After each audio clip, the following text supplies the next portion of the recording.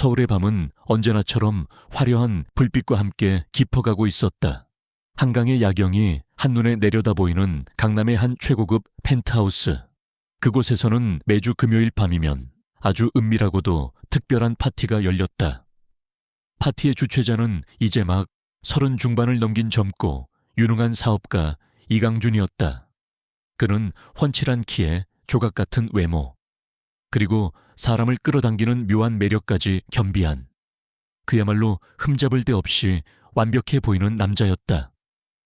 최근에는 아름답고 현숙하기로 소문난 약혼녀 윤서아와의 결혼 발표로 세간의 부러움을 한 몸에 받고 있기도 했다. 하지만 오늘 밤 그의 곁을 지키고 있는 것은 약혼녀 윤서아가 아니었다. 펜트하우스의 넓은 거실을 가득 메운 것은 하나같이 눈부신 미모와 함께 값비싼 명품으로 치장한 젊고 아리따운 여자들이었다.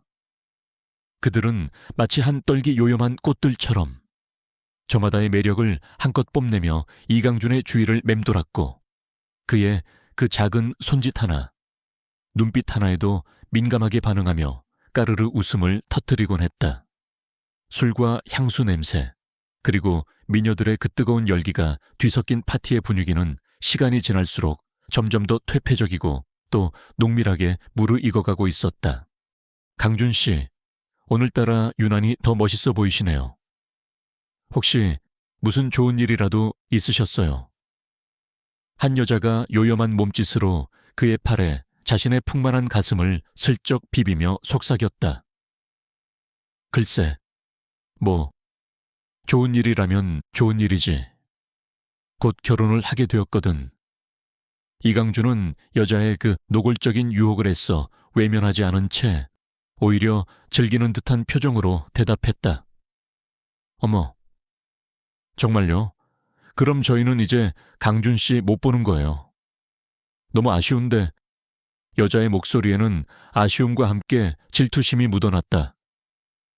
하하, 걱정하지 마. 결혼한다고 해서 내가 너희들을 안 볼 것 같아. 오히려 더 자주 보게 될지도 모르지. 안 그런가? 이강준은 의미심장한 미소를 지으며 여자의 턱을 가볍게 쥐었다. 이강준에게 여자란 그저 하룻밤의 유희를 위한 소모품이거나 혹은 자신의 그 끝없는 허영심과 정복욕을 채워주는 그런 장난감에 불과했다. 그는 진심으로 누군가를 사랑하거나 혹은 존중해 본 적이 없었다. 그에게 중요한 것은 오직 자기 자신과 그리고 자신의 그 더러운 욕망을 충족시켜 줄 수 있는 그런 쾌락뿐이었다. 약혼녀 윤서아 역시 마찬가지였다. 그녀는 그저 그가 세상 사람들에게 보여주기 위한 아주 그럴싸한 장식품이자 동시에 그의 그 추악한 이면을 가려주는 편리한 위장막에 불과했던 것이다.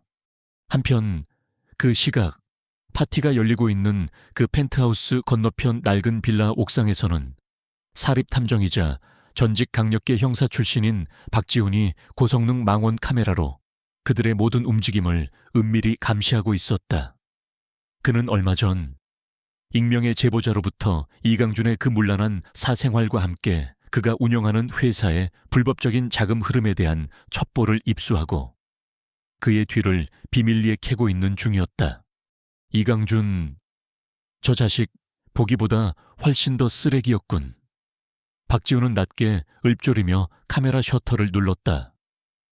그의 그 예리한 직감은 이강준이라는 이 젊고 매력적인 사업가 뒤에는 분명 상상 이상의 거대한 검은 그림자가 숨겨져 있을 것이라고 강하게 경고하고 있었다.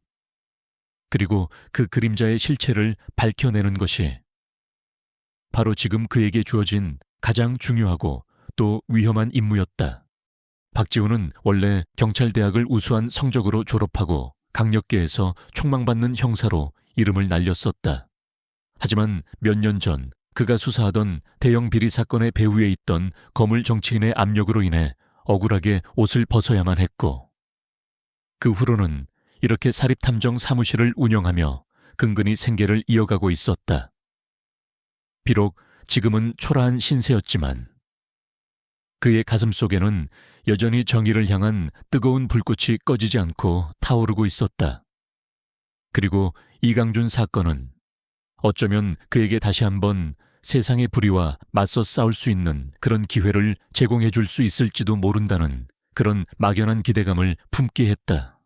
며칠 후 박지훈은 이강준의 약혼녀 윤서에게 아주 조심스럽게 접근했다.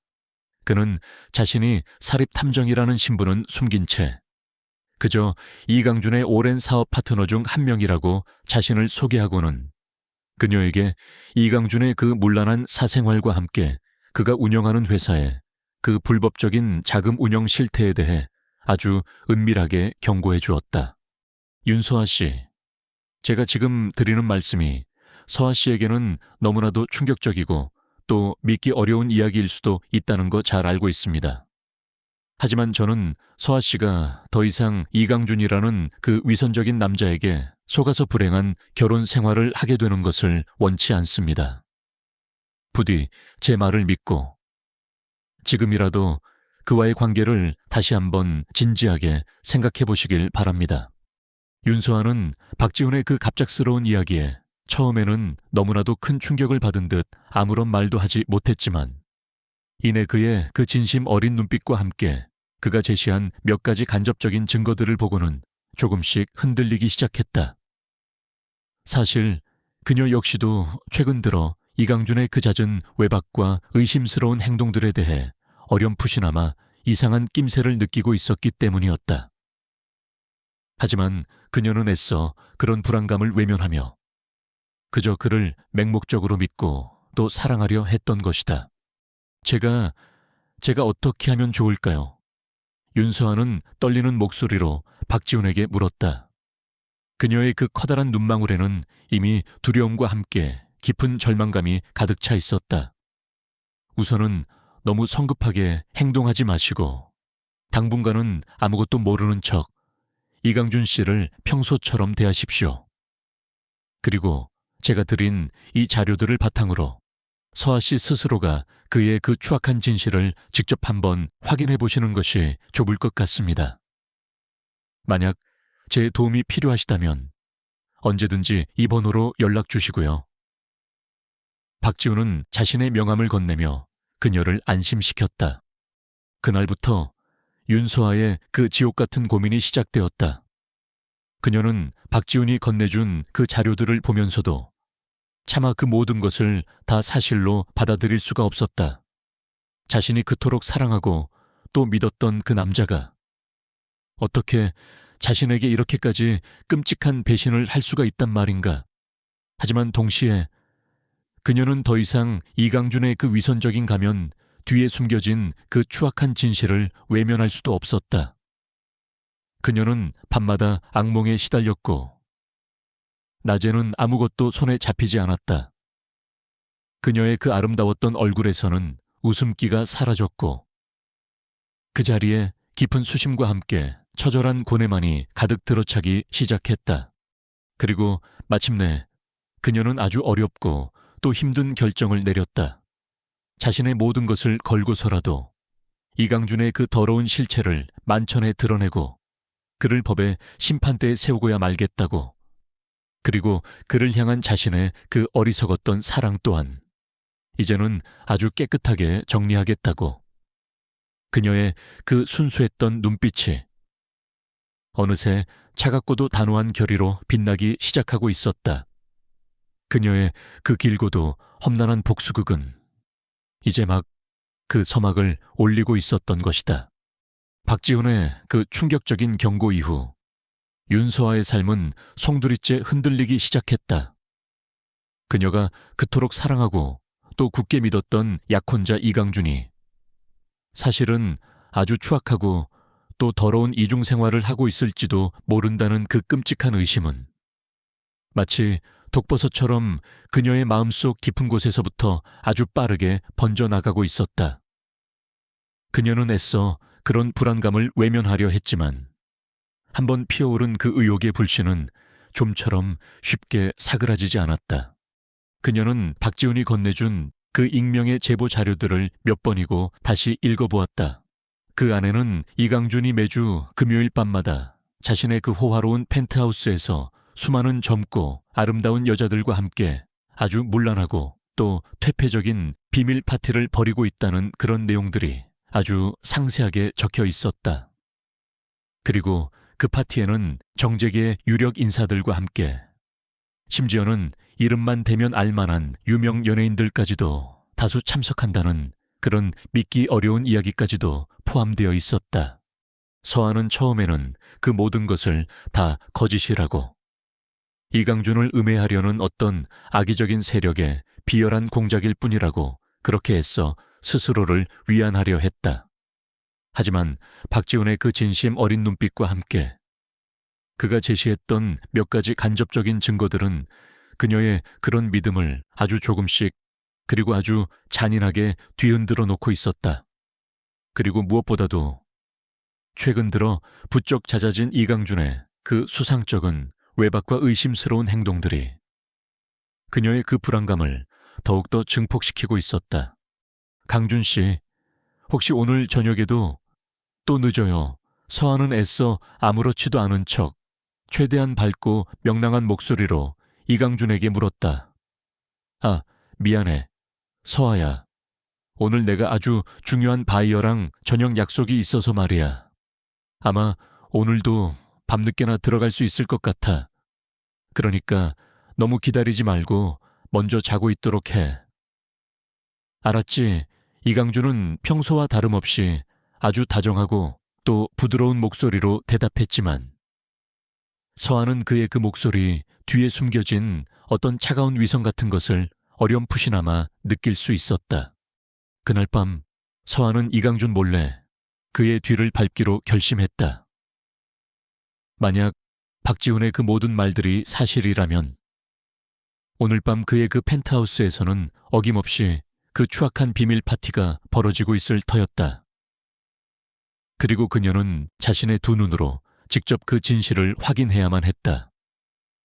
설사 그 진실이 아무리 끔찍하고 또 잔인하다고 할지라도 그녀는 더 이상 이 불안하고 또 불확실한 관계 속에서 바보처럼 속고만 있을 수는 없었으니까. 서한은 어둠을 틈타 조심스럽게 이강준의 펜트하우스가 있는 그 최고급 주상복합 아파트 단지 안으로 잠입했다. 그리고는 박지훈이 미리 알려준 대로 건너편 낡은 빌라 옥상으로 올라가 그곳에 몸을 숨기고는 이강준의 펜트하우스 창문을 향해 고성능 망원경을 고정시켰다. 그곳에는 이미 박지훈이 먼저 와서 모든 상황을 예의주시하고 있었다. 괜찮으시겠어요? 서아 씨 만약 너무 힘드시면 지금이라도 그냥. 박지훈이 걱정스러운 목소리로 그녀에게 물었다. 아니에요. 괜찮아요. 저는 제 두 눈으로 직접 모든 것을 다 확인해야겠어요. 서한은 떨리는 목소리지만 단호하게 대답했다. 그녀의 그 작은 두 손은 어느새 차갑게 식어 있었고 심장은 금방이라도 터져버릴 것처럼 미친 듯이 요동치고 있었다. 얼마 지나지 않아 이강준의 그 호화로운 펜트하우스 창문 안으로 하나둘씩 사람들이 모여들기 시작했다. 그들은 하나같이 눈부신 미모와 함께 값비싼 명품으로 온몸을 치장한 젊고 아리따운 여자들이었고 그들 사이사이에는 마치 그들의 주군이라도 되는 것처럼 아주 거만하고 또 자신만만한 표정의 이강준이 와인잔을 손에 든 채 여유롭게 어울리고 있었다. 거실 한가운데에서는 현란한 조명과 함께 시끄러운 음악이 흘러나오고 있었고 그곳에 모인 사람들은 마치 세상 모든 근심 걱정을 다 잊어버린 사람들처럼 술을 마시고 또 춤을 추며 광란의 밤을 즐기고 있었다. 서한은 그 모든 광경을 자신의 두 눈으로 직접 목격하면서도 차마 그 모든 것을 다 사실로 받아들일 수가 없었다. 자신이 그토록 사랑하고 또 믿었던 그 남자가 어떻게 자신 몰래 저렇게까지 추악하고 또 더러운 이중 생활을 하고 있었단 말인가. 그녀는 온몸의 피가 싸늘하게 식어내리는 것을 느끼며 자신도 모르게 깊은 절망감과 함께 참을 수 없는 배신감에 휩싸였다. 박지훈은 그런 서아의 모습을 옆에서 몰차 지켜보며 그녀의 어깨를 가만히 감싸 안아주었다. 그리고는 자신의 카메라를 들어 그들의 그 모든 추악한 향연들을 하나도 빠짐없이 기록하기 시작했다. 그는 알고 있었다. 지금 이 순간 자신이 찍고 있는 이 사진들과 영상들이 앞으로 이강준이라는 그 위선적인 악마의 가면을 벗겨내고 그를 법의 심판대에 세우는데 아주 결정적인 증거들이 될 것이라는 것을. 파티는 밤이 깊어갈수록 점점 더 광란으로 치달았다. 술에 취한 남자들과 여자들은 서로 뒤엉켜 부끄러운 줄도 모르고 음탕한 춤을 추었고, 거실 한쪽에서는 심지어 마약으로 보이는 하얀 가루를 코로 흡입하는 그런 끔찍한 장면까지도 목격되었다.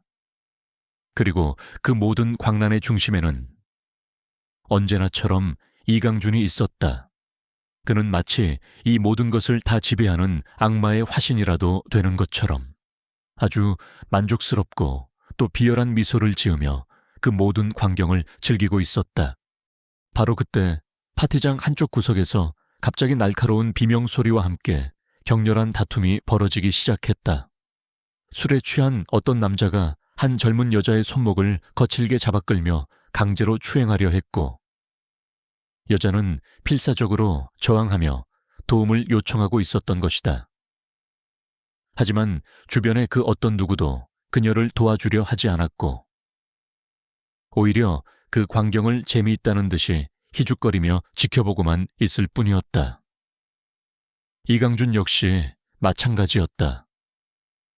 그는 마치 자신과는 아무런 상관도 없는 일이라는 듯이 그저 와인잔을 기울이며 그 모든 상황을 방관하고 있었다. 서아는 더 이상 참을 수가 없었다. 그녀는 자신도 모르게 자리에서 벌떡 일어나 그곳으로 달려가려 했지만 박지훈이 그녀의 팔을 강하게 붙잡고 말렸다. 안 돼요.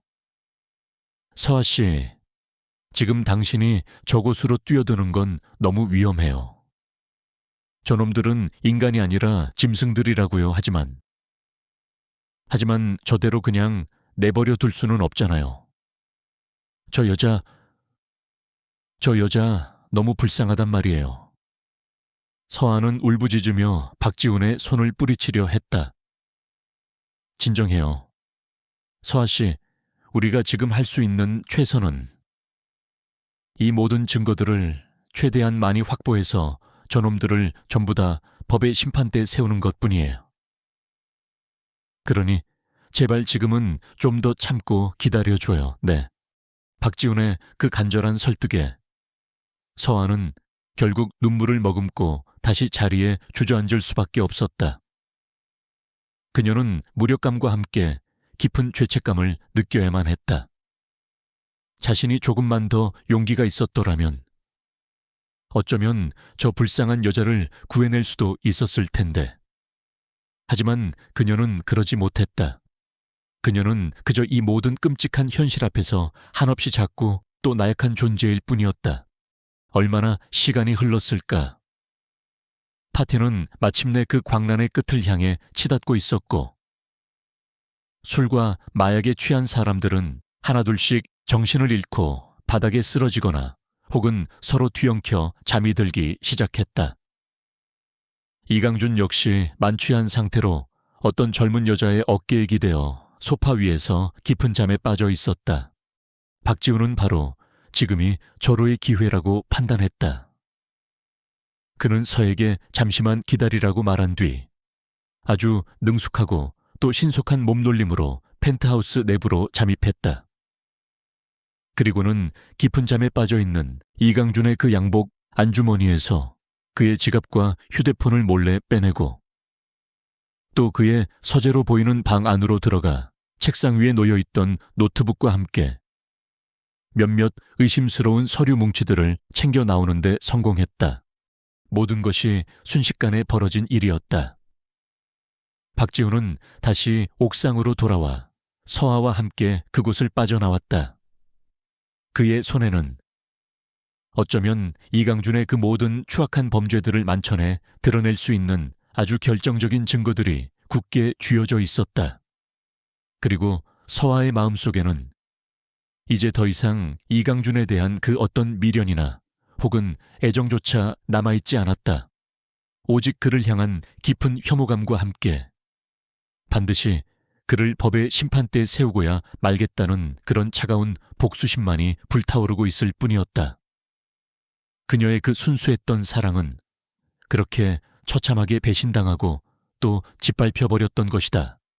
그날 밤 박지훈은 자신의 낡은 사무실로 돌아와 이강준의 펜트하우스에서 가져온 전리품들을 책상 위에 늘어놓았다. 이강준의 지갑, 최신형 스마트폰, 그리고 고성능 노트북과 함께 서류 뭉치 몇 개. 그것들은 어쩌면 이강준이라는 그 거대한 빙산의 아주 작은 일각에 불과할지도 몰랐지만 박지훈은 직감했다. 이 안에 그의 모든 추악한 비밀을 풀 수 있는 결정적인 열쇠가 숨겨져 있을 것이라고. 그는 먼저 이강준의 스마트폰부터 분석하기 시작했다. 하지만 예상대로 스마트폰은 복잡한 암호와 함께 강력한 보안 시스템으로 잠겨 있었고 섣불리 해제하려다가는 오히려 내부 데이터가 전부 다 삭제될 수도 있는 그런 위험한 상황이었다. 박지훈은 잠시 고민하다가 일단 스마트폰은 그대로 두고 노트북을 먼저 살펴보기로 했다. 다행히 노트북은 별다른 암흑 없이 바로 접속이 가능했다. 박지훈은 마치 숙련된 해커처럼 아주 빠르고 또 정확한 손놀림으로 노트북 안에 저장된 모든 파일들과 프로그램들을 샅샅이 뒤지기 시작했다. 하지만 그곳에서도 역시 별다른 중요한 정보는 찾아볼 수가 없었다. 대부분은 평범한 업무 관련 파일들이거나 혹은 개인적인 사진, 동영상들이 전부였다. 마치 처음부터 누군가의 감시를 예상이라도 했다는 듯이 모든 것이 너무나도 깨끗하고 또 평범했다. 이강준, 생각보다 훨씬 더 치밀하고 또 교활한 놈이군. 박지훈은 낮게 읊조리며 입술을 깨물었다. 하지만 그는 결코 여기서 포기할 생각이 없었다. 그는 다시 한번 노트북 구석구석을 샅샅이 뒤졌고 마침내 아주 깊숙한 곳에 숨겨져 있던 암호화된 폴더 하나를 발견하는데 성공했다. 그 폴더 안에는 그가 그토록 찾아 헤매던 이강준의 그 모든 추악한 비밀들이 고스란히 담겨 있을 것이 분명했다. 박지훈은 자신이 가진 모든 해킹 기술과 장비들을 총동원하여 그 암호화된 폴더를 열기 위한 작업을 시작했다.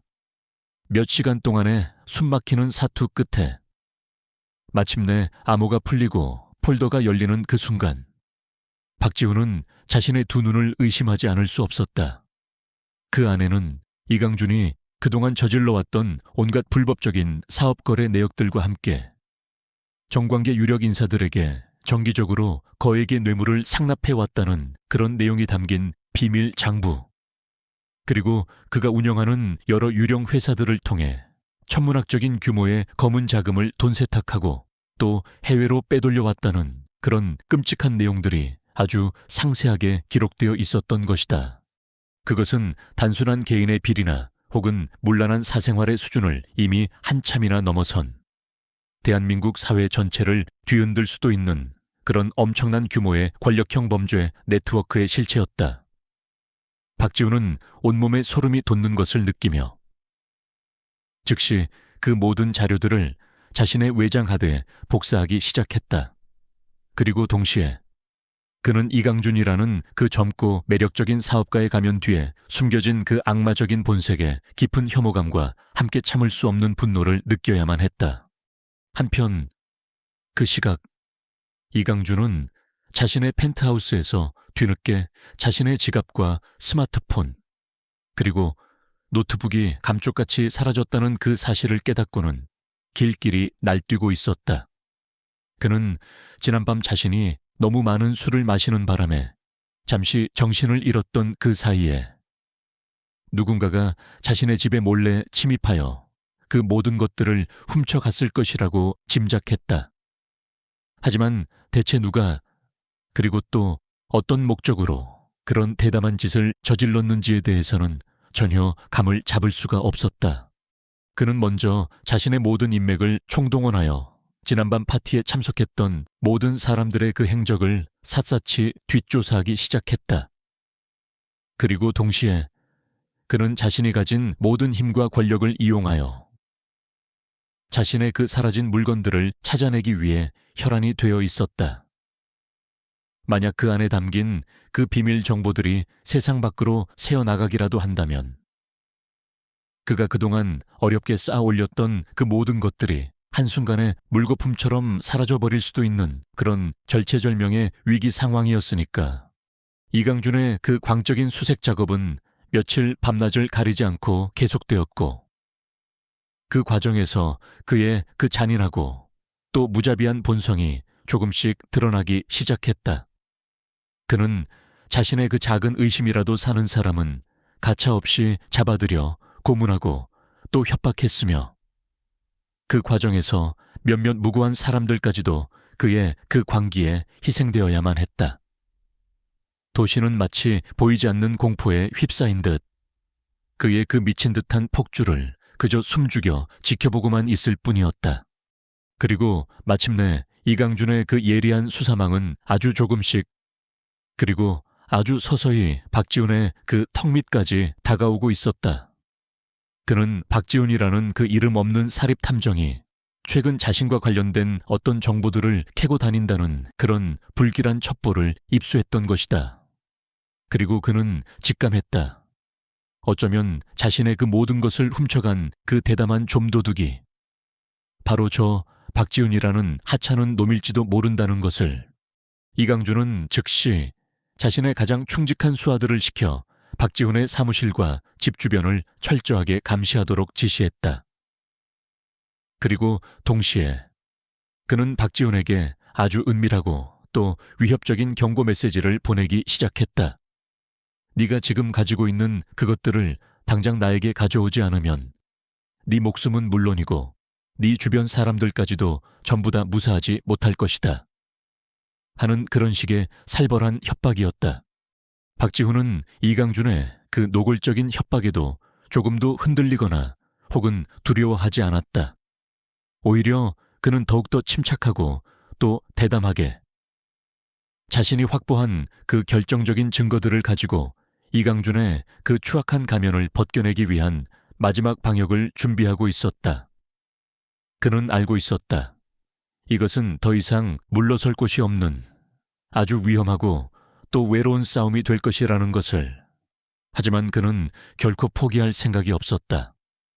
그에게는 반드시 지켜야만 하는 정의와 진실이라는 그런 소중한 가치들이 있었으니까. 한편 윤서아 역시 그 지옥 같았던 밤 이후 이강준에 대한 그 깊은 배신감과 혐오감 속에서 하루하루를 힘겹게 버텨내고 있었다. 그녀는 더 이상 예전처럼 그렇게 순진하고 또 어리석은 윤서아가 아니었다. 그녀는 자신의 두 눈으로 직접 목격했던 그 모든 추악한 진실들을 바탕으로 이강준이라는 그 위선적인 악마의 실체를 세상에 드러내고 그를 법의 심판대에 세우기 위해 자신만의 방식으로 조용히 그리고 아주 치밀하게 증거들을 수집하기 시작했다. 그녀는 먼저 이강준 몰래 그의 개인 서재와 옷방을 뒤져 그가 숨겨두었을지도 모르는 또 다른 비밀 장부나 혹은 의심스러운 물건들을 찾아내려 애썼다.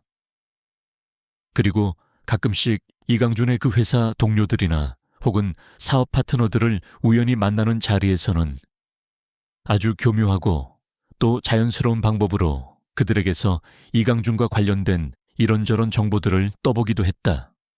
물론 그 과정은 결코 쉽거나 혹은 안전하지 않았다. 그녀는 늘 이강준의 그 예리한 감시망을 의식해야만 했고 또 자신의 그런 수상쩍은 행동들이 혹시라도 발각될까봐 매 순간 가슴을 졸여야만 했다. 그러던 어느 날 윤서아는 이강준의 서재 깊숙한 곳에 숨겨져 있던 아주 낡고 또 평범해 보이는 작은 나무 상자 하나를 우연히 발견하게 되었다. 그리고 그 상자 안에는 그녀가 평생 상상조차 하지 못했던 그런 너무나도 끔찍하고 또 충격적인 비밀이 숨겨져 있었다. 그것은 바로 이강준이 과거 자신이 저질렀던 또 다른 수많은 끔찍한 범죄 행각들을 아주 꼼꼼하게 기록해놓은 그런 비밀 일기장이었던 것이다. 그 안에는 그가 어떻게 다른 사람들을 속이고 또 배신했으며 심지어는 자신의 그 더러운 욕망을 채우기 위해 어떤 잔인하고 또 무자비한 짓까지도 서슴지 않았었는지에 대한 그 모든 추악한 기록들이 아주 생생하게 담겨 있었다. 윤서아는 그 일기장을 읽는 내내 온몸이 사시나무처럼 떨려왔고 참을 수 없는 구역질과 함께 깊은 절망감에 휩싸였다. 자신이 그동안 사랑하고 또 믿었던 그 남자가 사실은 인간의 탈을 쓴 악마나 다름없는 그런 존재였다니. 그녀는 더 이상 이 모든 것을 감당할 수가 없었다. 그녀는 그 길로 곧장 박지훈에게 연락하여 자신이 발견한 이 모든 것들을 그에게 전달해 주었다. 그리고 동시에 그녀는 이강준이라는 그 악마와의 그 지긋지긋한 관계를 완전히 끝내기 위한 마지막 결심을 굳히고 있었다. 그녀의 그 길고도 험난했던 그림자 추적은 이제 마침내 그 끝을 향해 나아가고 있었던 것이다. 이강준의 그 끔찍한 비밀 일기장을 박지훈에게 넘긴 후 윤서아는 며칠 밤낮을 뜬 눈으로 지새워야 했다.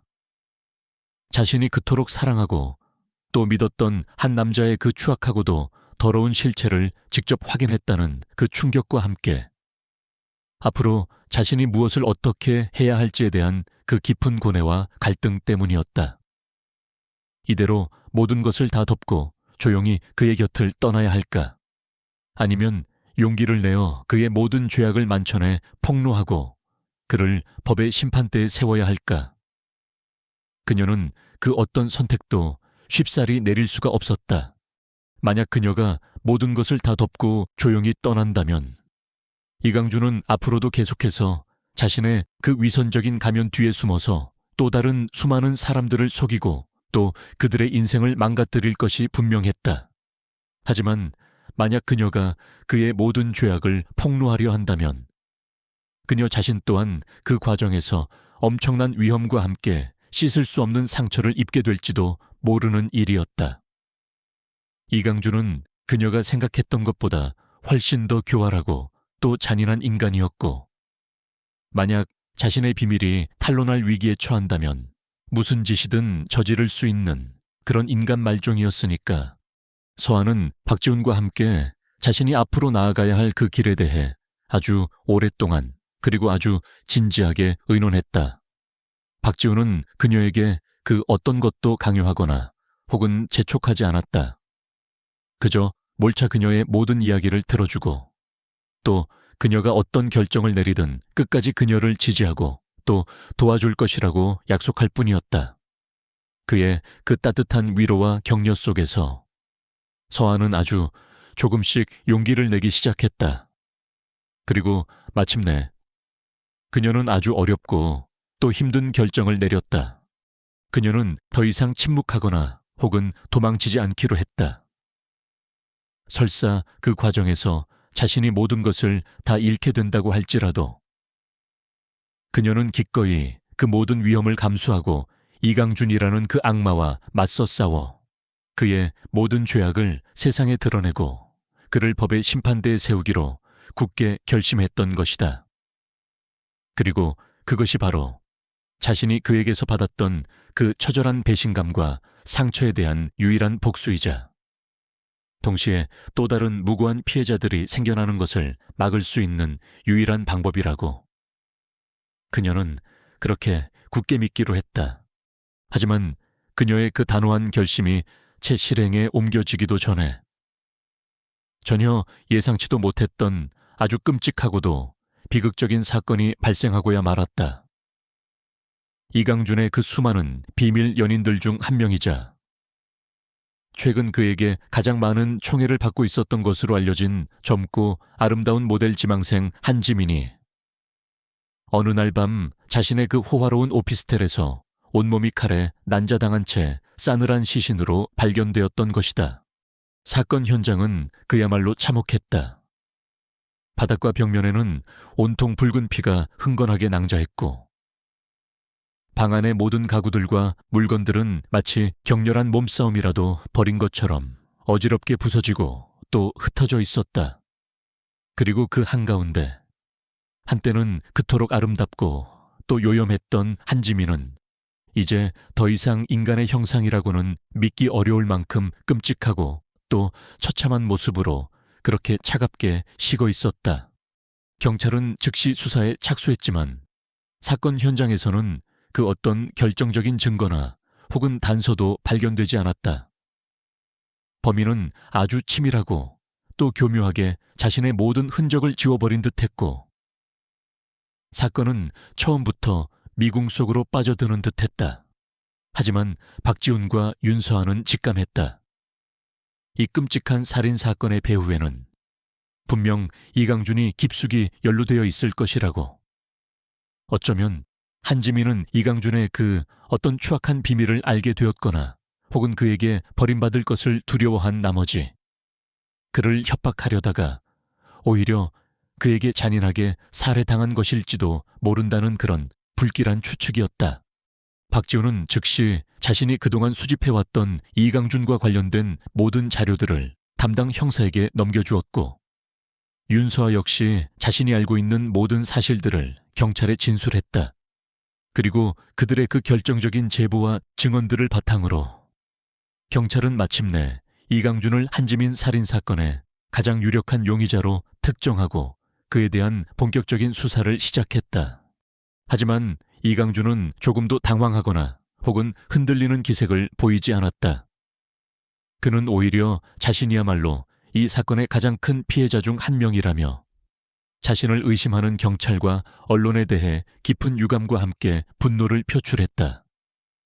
그리고 그는 자신의 그 막강한 변호인단을 내세워 자신에게 불리한 모든 증거들을 교묘하게 반박하고 또 여론을 자신에게 유리한 방향으로 이끌어가려 했다. 그는 마치 잘 짜인 각본대로 움직이는 한 명의 노련한 배우처럼 아주 태연하고 또 뻔뻔하게 자신의 그 결백을 주장하고 있었던 것이다. 서아는 그런 이강준의 그 위선적이고도 가증스러운 모습에 치를 떨었지만 동시에 깊은 무력감과 함께 알 수 없는 두려움에 휩싸여야만 했다. 만약 이강준이 이번에도 자신의 그 막강한 힘과 권력을 이용하여 법망을 교묘히 빠져나가게 된다면 그때는 정말로 그 누구도 그의 그 광기 어린 폭주를 막을 수 없을 것이라는 그런 끔찍한 예감 때문이었다. 며칠 밤낮을 제대로 먹지도 자지도 못한 채 초조하게 경찰의 수사 결과만을 기다리던 서에게 어느 날 박지훈으로부터 아주 다급한 연락이 왔다. 이강준이 오늘 밤 해외로 밀항을 시도하려 한다는 그런 충격적인 정보였다. 그가 만약 정말로 해외로 도주하는 데 성공한다면 그를 다시 법의 심판대에 세우는 것은 거의 불가능에 가까워질 터였다. 서아는 더 이상 망설일 시간이 없었다. 그녀는 즉시 이 사실을 담당 형사에게 알렸고 동시에 박지훈과 함께 이강준이 밀항을 시도할 것으로 예상되는 그 부산항으로 향했다. 그들의 손에는 이강준의 그 추악한 범죄를 입증할 수 있는 마지막 남은 결정적인 증거. 바로 그가 직접 자신의 손으로 작성했던 그 비밀 일기장이 굳게 쥐어져 있었다. 이제 그들에게 남은 것은 오직 이강준과의 그 마지막 정면 대결뿐이었다. 그리고 그 대결의 끝에는 과연 무엇이 그들을 기다리고 있을 것인가? 아무도 예측할 수 없는 그런 숨막히는 긴장감이 그들 모두를 짓누르고 있었다. 부산항의 그 검고 깊은 밤바다는 마치 그들의 그 위태로운 운명을 예고라도 하는 것처럼 아주 거칠고 또 음산하게 울부짖고 있었다. 부산항의 밤은 짙은 해무와 함께 음산한 바닷바람이 휘몰아치고 있었다. 윤서아와 박지훈은 숨막히는 긴장감 속에서 이강준이 밀항을 시도할 것으로 예상되는 부두가의 낡은 창고 주변에 몸을 숨기고 있었다. 이미 그들은 담당 형사에게 이강준의 해외 도주 계획과 함께 그가 한지민 살인 사건의 유력한 용의자라는 모든 정보를 전달했고, 형사 역시 이 사실을 심각하게 받아들여 즉시 출동 가능한 모든 인력을 부산항으로 급파한 상태였다. 하지만 과연 그들이 이강준을 놓치지 않고 이곳에서 검거할 수 있을지는 아무도 장담할 수 없는 그런 일촉즉발의 위기 상황이었다. 얼마나 시간이 흘렀을까? 저 멀리 어둠 속에서 검은색 고급 승용차 한 대가 아주 빠른 속도로 부두가를 향해 달려오는 것이 보였다. 그리고 그 차 안에는 분명 이강준이 타고 있을 터였다. 서아와 지우는 서로의 눈빛을 교환하며 동시에 고개를 끄덕였다. 이제 모든 것이 끝날 수도, 혹은 다시 시작될 수도 있는 그런 운명의 시간이 다가오고 있었던 것이다. 이강준을 태운 검은색 승용차는 낡은 창고 앞에 멈춰 섰고, 그는 마치 한 마리 교활한 쥐새끼처럼 아주 재빠르게 차에서 내려 창고 안으로 황급히 몸을 숨겼다. 아마도 그곳에서 미리 대기하고 있던 밀항선을 타고 해외로 도주할 계획이었던 모양이다. 하지만 그의 그런 어설픈 계획은 이미 모든 것을 다 파악하고 잠복해 있던 경찰 특공대원들과 박지훈, 그리고 윤수아의 그 촘촘한 포위망을 결코 빠져나갈 수가 없었다. 꼼짝 마라. 이강준, 너는 지금 한지민 살인 및 해외 도피 혐의로 긴급 체포한다.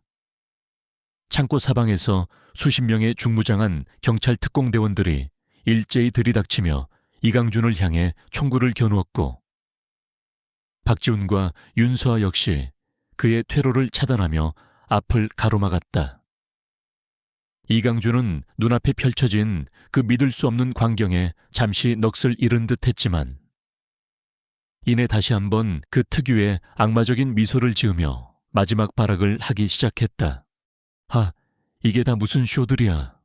내가 누군 줄 알고 감히 나한테 이따위 수갑을 채우려 들어.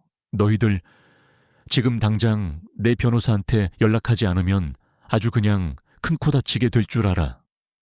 그는 마지막 순간까지도 자신의 그 막강한 힘과 권력을 믿고 오만하게 저항하려 했지만, 이미 모든 증거와 함께 그의 모든 죄악이 만천에 드러난 이상 그의 그런 발버둥은 그저 가소롭고 또 처량하게만 보일 뿐이었다.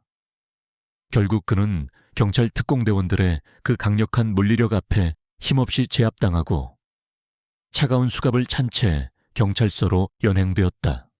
이강준이 체포된 후 경찰은 곧바로 한지민 살인 사건에 대한 본격적인 수사에 착수했다. 수사를 총지휘하게 된 사람은 경찰 내에서도 가장 유능하고 또 강직하기로 소문난 베테랑 강력계 형사팀장 강철민이었다.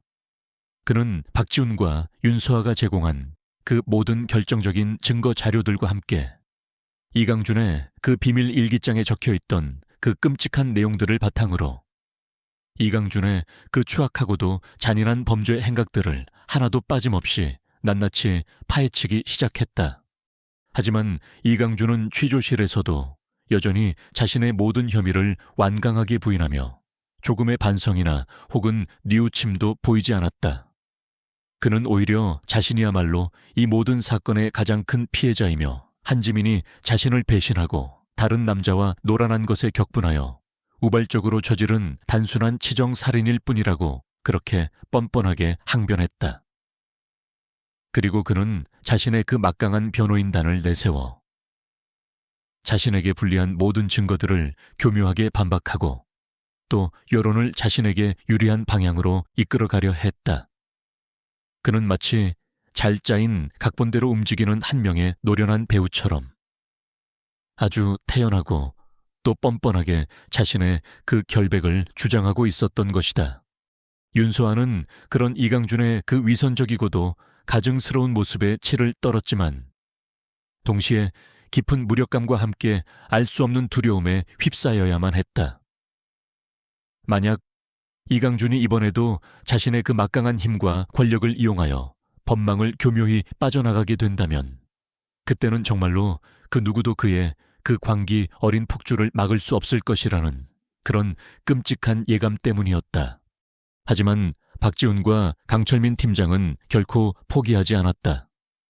그들은 밤낮을 가리지 않고 이강준의 그 모든 과거 행적들과 주변 인물들을 샅샅이 재조사하기 시작했고, 그 과정에서 그의 그 추악한 범죄의 사실들을 입증할 수 있는 또 다른 결정적인 증거들을 하나씩 찾아내기 시작했다. 예를 들면 이강준이 한지민을 살해하기 바로 며칠 전 거액의 생명보험에 가입했고 그 수혜자를 자신으로 지정했다는 그런 사실이라든가, 혹은 사건 당일 그의 알리바이를 조작하기 위해 돈으로 매수한 거짓 증인들의 존재 같은 것들이었다. 또한 윤서아가 제공한 그 비밀 일기장 안에는 이강준이 한지민뿐만이 아니라 과거에도 여러 명의 다른 여자들을 상대로 비슷한 수법의 범죄를 저질러 왔음을 암시하는 그런 끔찍한 내용들까지도 상세하게 기록되어 있었다. 그는 마치 연쇄 살인마처럼 아주 치밀하고 또 계획적으로 젊고 아름다운 여자들에게 접근하여 그들의 재산과 순결을 빼앗고 결국에는 그들을 잔인하게 살해하거나 혹은 자살로 위장하여 처리해왔던 그런 극악무도한 악마였던 것이다. 이 모든 충격적인 사실들이 언론을 통해 대대적으로 보도되자 대한민국 사회 전체는 그야말로 엄청난 충격과 함께 깊은 분노에 휩싸였다. 그동안 성공한 젊은 사업가이자 자상한 약혼자로 알려졌던 이강준의 그 위선적인 가면 뒤에 숨겨진 그 악마적인 본색이 만천에 드러나면서 그를 향한 국민들의 그 배신감과 분노는 하늘을 찌를 듯했다. 그가 그동안 저질러왔던 그 모든 끔찍한 범죄 행각들은 인간이 과연 어디까지 잔인하고 또 사악해질 수 있는지를 아주 적나라하게 보여주는 그런 살아있는 증거들이나 다름없었다. 마침내 몇 달간의 치열하고도 숨막히는 수사와 법정 공방 끝에 이강준이라는 그 희대의 악마는 자신의 그 모든 죄악에 대한 법의 준엄한 심판을 받게 되었다.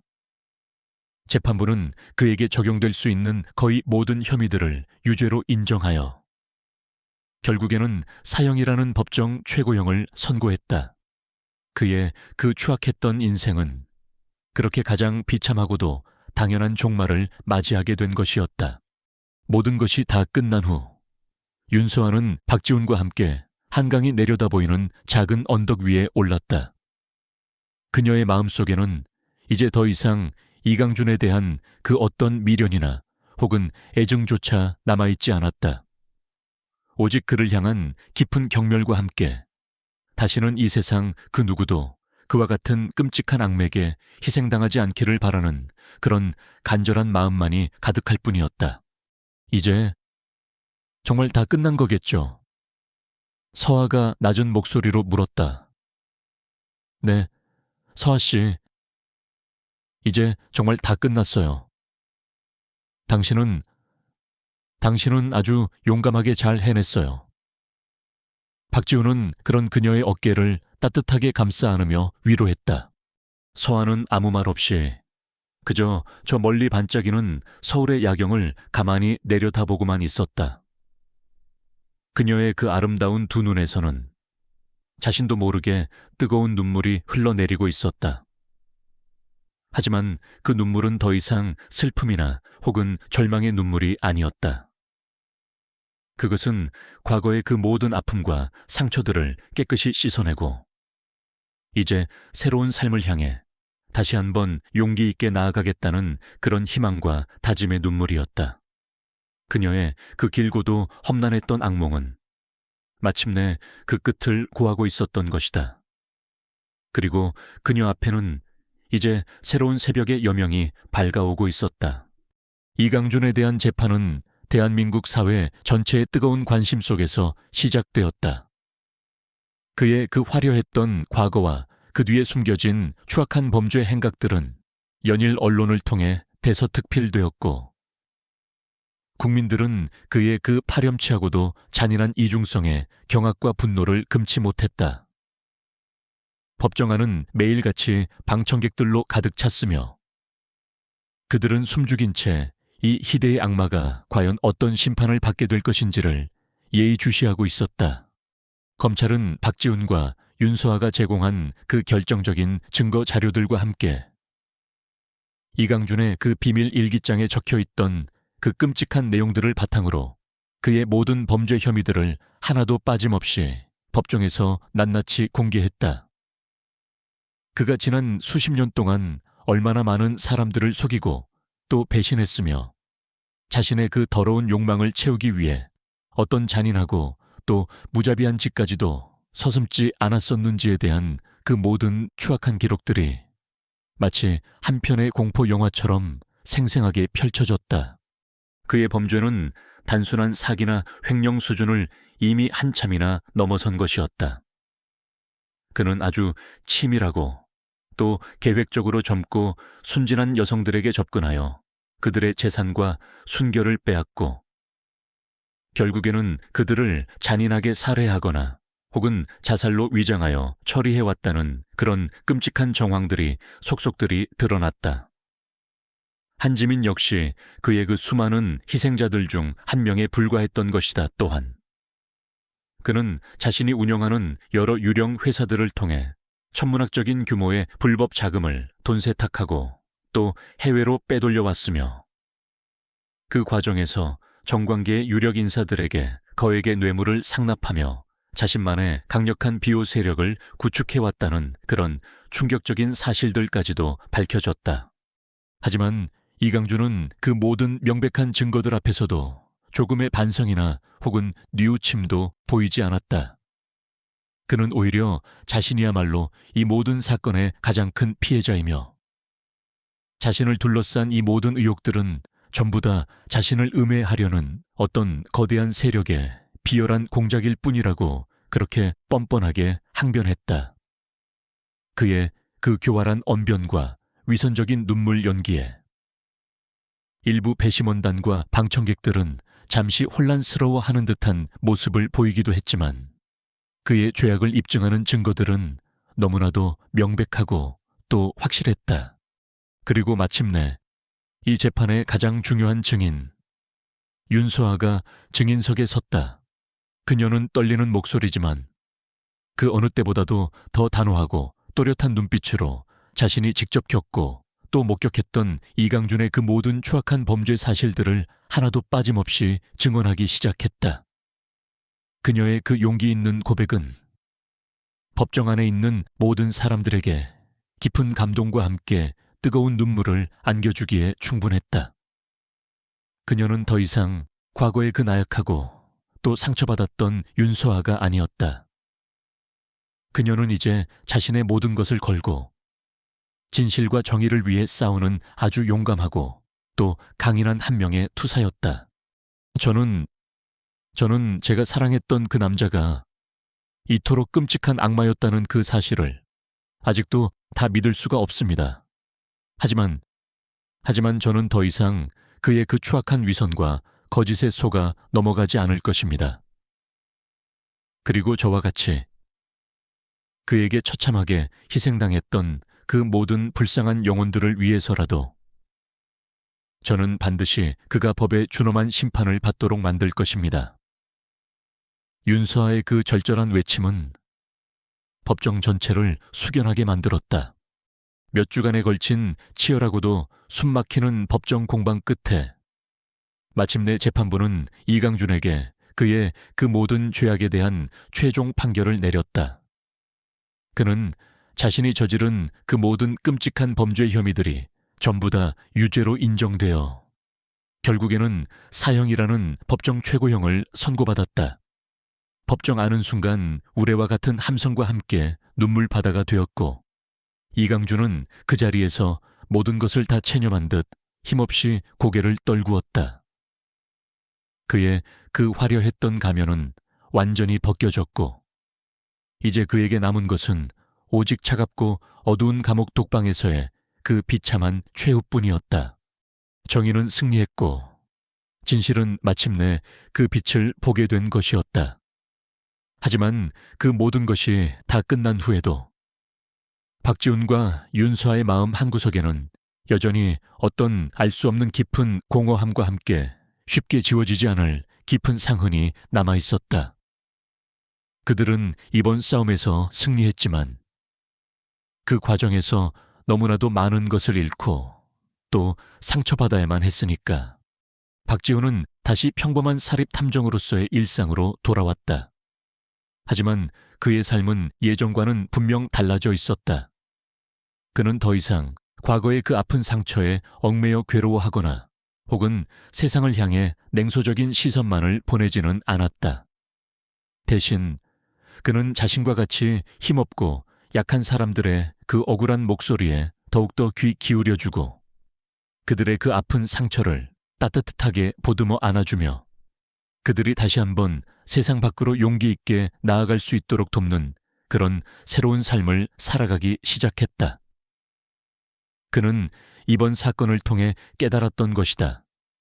진정한 정의라는 것은 결코 거창하거나 혹은 화려한 것이 아니라 바로 이렇게 우리 주변의 작은 불의에 맞서 싸우고 또 서로의 아픔을 함께 나누는 그런 평범한 사람들의 그 용기 있는 연대 속에서 비로소 그 꽃을 피울 수 있다는 그 소중한 진리를 말이다.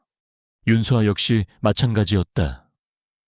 그녀는 이강준이라는 그 악몽 같았던 과거를 깨끗이 지워버리고 이제 자신만의 새로운 인생을 설계하기 시작했다. 그녀는 대학에 다시 복학하여 학업에 열중했고 동시에 박지훈이 운영하는 그 작은 탐정 사무실에서 자원봉사자로 활동하며 그를 도와 여러 가지 사건들을 해결해 나가는데 힘을 보탰다. 그녀는 더 이상 과거의 그 순진하고 또 어리석었던 윤서아가 아니었다. 그녀는 이제 자신의 그 아픈 경험을 바탕으로 다른 사람들의 그 상처를 치유하고 또 그들에게 새로운 희망을 안겨주는 그런 아주 강인하고 또 지혜로운 여성으로 다시 태어나고 있었던 것이다. 시간이 흘러 두 사람은 아주 자연스럽게 서로에게 깊은 호감과 함께 애정을 느끼기 시작했다. 그들은 서로의 그 아픈 과거를 누구보다도 더 잘 이해하고 또 보듬어 줄 수 있었고 또 서로의 그 미래를 진심으로 응원하고 또 지지해 줄 수 있는 그런 유일한 존재였으니까. 그리고 마침내 그들은 아주 작은 교회에서 소박하지만 아름다운 결혼식을 올리고 평생을 함께할 것을 약속했다. 그들의 그 새로운 시작은 마치 오랜 겨울 끝에 찾아온 따뜻한 봄날의 햇살처럼 그들의 그 상처 입은 영혼을 부드럽게 감싸 안아주는 듯했다. 그들의 그 핏빛으로 물들었던 가면무도회는 이제 끝났고 그들 앞에는 오직 진실과 사랑만이 가득한 새로운 무대가 펼쳐지고 있었던 것이다. 이강준이라는 희대의 악마가 법의 엄중한 심판을 받고 역사의 뒤양일로 사라진 후 대한민국 사회는 한동안 깊은 충격과 함께 안도의 한숨을 내쉬었다.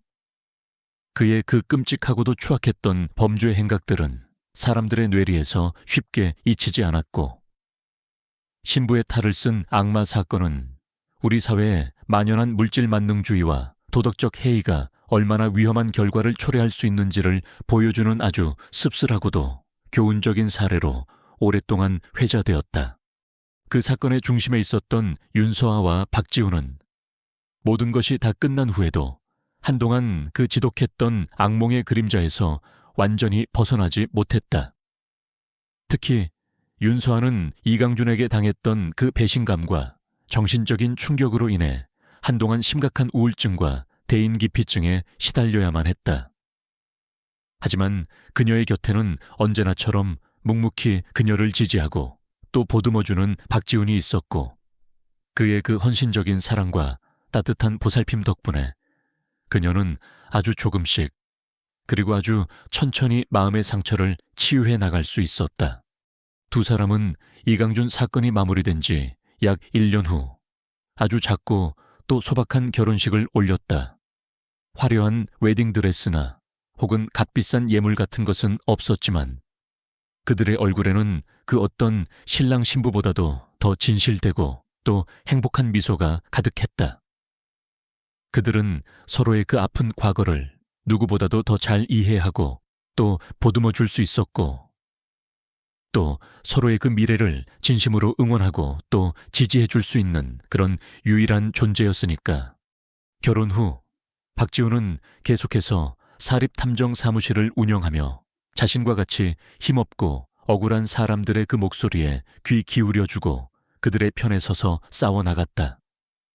그의 그 정의롭고 또 용감한 활약은 많은 사람들에게 깊은 감동과 함께 새로운 희망을 안겨주었고, 그는 어느새 거리의 변호사라는 그런 명예로운 별명까지 얻게 되었다. 윤서아 역시 더 이상 과거에 그 나약하고 또 상처받았던 모습으로만 남아있지 않았다. 그녀는 대학에 다시 복학하여 학업에 열중하는 동시에 박지훈의 탐정 사무실에서 자원봉사자로 활동하며 그를 도와 여러 가지 사건들을 해결해 나가는데 힘을 보탰다. 그녀는 자신의 그 아픈 경험을 바탕으로 다른 범죄 피해자들의 그 상처 입은 마음을 따뜻하게 어루만져주고 또 그들이 다시 한번 세상 밖으로 용기 있게 나아갈 수 있도록 돕는 그런 훌륭한 심리 상담가로서의 새로운 꿈을 꾸기 시작했다. 시간이 흘러 두 사람 사이에는 눈에 넣어도 아프지 않을 만큼 사랑스러운 아이들도 태어났다.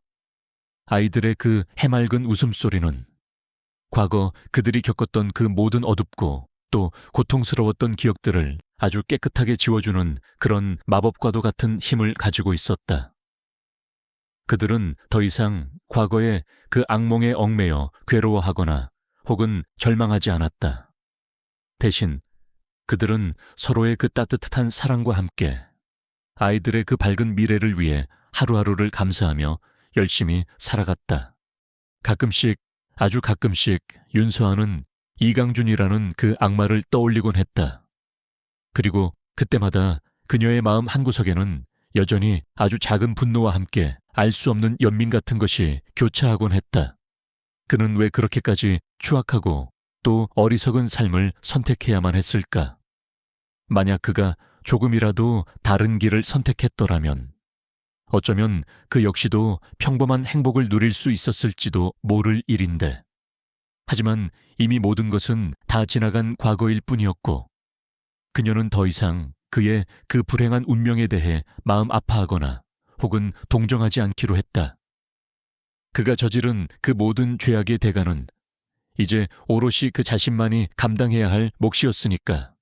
이강준 사건은 대한민국 사회에 아주 많은 것들을 시사해 주었다. 물질 만능주의와 외모지상주의가 팽배한 이 현대 사회에서 진정한 인간적인 가치와 도덕성이 얼마나 중요하고 또 소중한 것인지를 다시 한번 일깨워 주었던 것이다.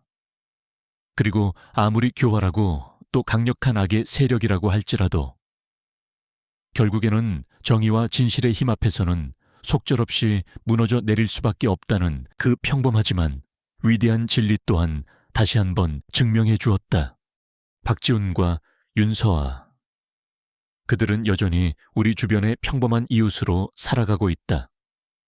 하지만 그들이 보여준 그 용기와 정의감, 그리고 서로를 향한 그 헌신적인 사랑과 믿음은 앞으로도 오랫동안 많은 사람들의 가슴 속에 깊은 울림과 함께 따뜻한 희망의 메시지를 전달해 줄 것이 분명했다. 어둠이 깊을수록 새벽의 빛은 더욱더 찬란하게 빛나는 것처럼 그들의 그 아름다운 이야기는 이 험난하고 또 각박한 세상을 살아가는 우리 모두에게 아주 작지만 소중한 등불이 되어줄 터였다. 그리고 그 등불 아래에서 우리는 또다시 새로운 희망을 꿈꾸고 또 함께 더 나은 내일을 만들어 나갈 수 있을 것이다.